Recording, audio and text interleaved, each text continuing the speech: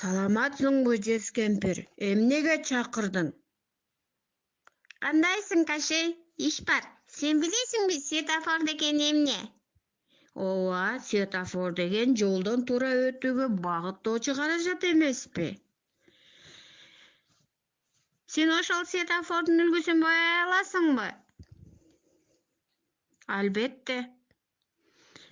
Мына сага кисти жана краскалар жана шаты. А мен болсо тамакта жасаганы кеттим. Кантип эле бояй албай калайын? Боёйм. Заматта боёйм да, оңой эле жумуш эмеспи? Мына, бояп салдым. Карасаң. Кашей, бул эмне кылганың? Светофордо 3 түс бар эмеспи? Ошентип бояп койдум. Эй, акылсыз. Жанып турган 3 тегерекчени боешуң керек болчу. Мен азыр өзүмдүн сыйкырым менен мунун баарын өчүрүп саламын. Эсиңе түйүп ал. Эң жогору турган тегерекче кызыл түстө болот.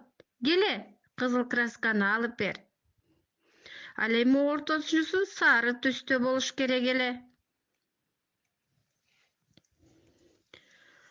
Акыркы тегерекчеси бул жашыл тегерекче. Мына, даяр болду.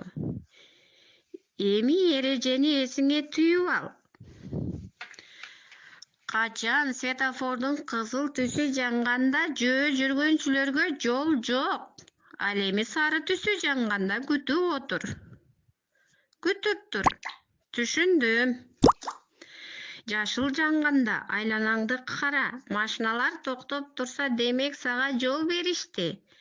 Ошондо гана жолдон өтөсүң.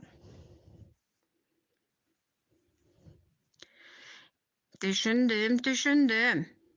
Менимче балдар дагы туура түшүндү го деп ойлойм. Ооба, түшүнүштү.